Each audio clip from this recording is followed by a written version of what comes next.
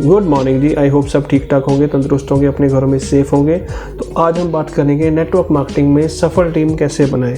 Network marketing business जो है ये टोटली प्रोफेशनल बिजनेस है, पर इसमें ज़्यादातर लोग असफल इसलिए होते हैं क्योंकि वो काम को सिस्टम के आजमाए हुए तरीके से नहीं करते, यानी वो चीज़ें नहीं करते जिसको करके बहुत सारे लोगों ने लाखों करोड़ों रुपए कमाए हैं।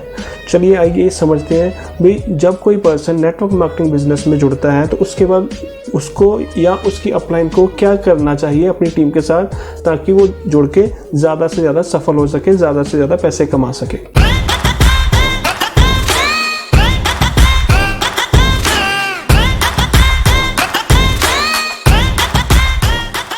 तब थर्ड स्टेप शुरू होता है शो द प्लान। इसमें क्या होगा, अभी आपको क्या करना है, जो आपकी अपलाइन है उसके साथ जाकर 10 से 15 प्लान आपने ध्यान से सुनने हैं।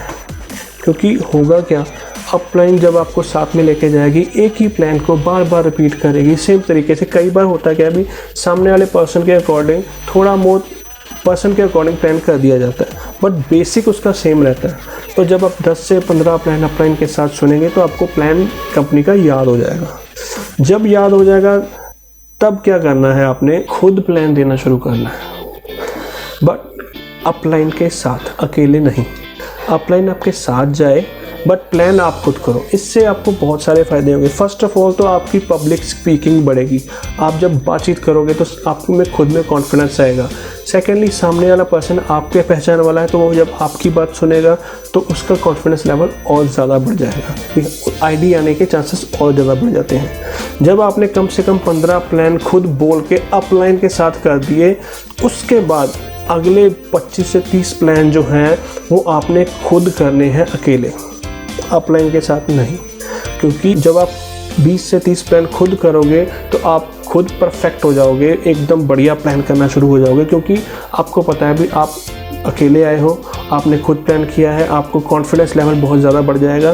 क्योंकि आप ऑलरेडी अपलाइन के साथ बैठकर 15 से 20 प्लान कर चुके हो, उसके बाद सुन भी चुके हो। इस वजह से आपके आईडीज आने के चांसेस भी बढ़ जाते हैं और आपकी खुद की पर्सनैलिटी भी डेवलप हो जाती है। जब भी आप प्लान शुरू करें उससे पहले सामने वाले व्यक्ति के बारे में जानें, उसके परिवार के बारे में जानें, उसके कामकाज के बारे में जानें भी वो क्या है। जब आप शुरू करें तो शुरुआत में अपना नाम और कहाँ रहते हैं सिर्फ यही बताएं। जब आप उसके घर में प्लान कर रहे हैं तो उसके आसपास के माहौल को समझें, उसका क्लिक पॉइंट क्या है, उसका वीक पॉइंट क्या है, वो समझने की कोशिश करें। और फिर जब आप ये सब कुछ समझ लेंगे तो उसके बाद उस सामने वाले की जरूरत के हिसाब से प्लान करें। उसको क्या जरूरत है, किस चीज की जरूरत है, पैसे की, टाइम की, मनी फ्रीडम की, सिक्योरिटी की, जिस भी चीज की उसको जरूरत है उसके हिसाब से प्लान करें। जब प्लान आपका खत्म हो जाए उसके बाद ही अपनी खुद की अचीवमेंट, उपलब्धियों के बारे में बताएं।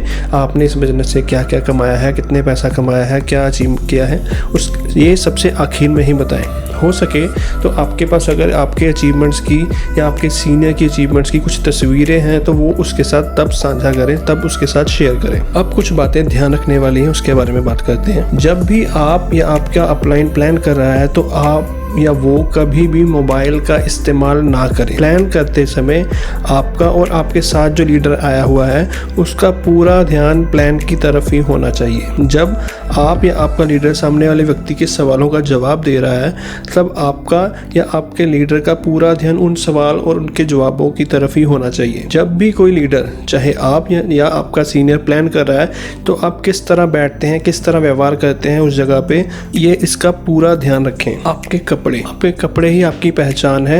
हमारा जो नेटवर्क मार्केटिंग बिजनेस है ये टोटली प्रोफेशनल बिजनेस है, तो इसमें आप कोशिश करें जब भी प्लान करने जाएं तो सादे कपड़े पहन के जाएं। Formal shirts, formal pant, jeans, T shirt जितना ज़्यादा हो सके अवॉइड करें। इसके बाद आता है खाने पीने का सामान। हमारे इंडिया में अतिथि देवो भव कहा जाता है, यानी जब कोई पर्सन किसी के घर में आता है तो सामने वाला खाने पीने का कुछ ना कुछ सामान जरूर सामने लेके आता है। तो आपने कोशिश करनी है भी जब आप प्लान कर रहे हैं तब खाने पीने के सामान की तरफ ध्यान नहीं देना है। जब प्लान खत्म हो जाए उसके बाद ही खाने पीने का सामान शुरू करना है। इससे आपको सामने वाले पर्सन से बातचीत करने का और समय मिल जाएगा। जब भी आप ग्रुप मीटिंग, होम मीटिंग कर रहे हैं, ज्यादा लोगों की मीटिंग कर रहे हैं, तो कोशिश करें प्लान के दौरान आप सभी लोगों से बातचीत करें, उनको अपने प्लान के साथ इन्वॉल्व करें। छोटी छोटी बातें पूछ के उनसे थोड़ा हंसी मजाक करके किसी भी तरीके से सामने वाले पर्सन जो बैठे हैं लोग, उनको अपने साथ अटैच करें, अपने प्लान में इन्वॉल्व करें।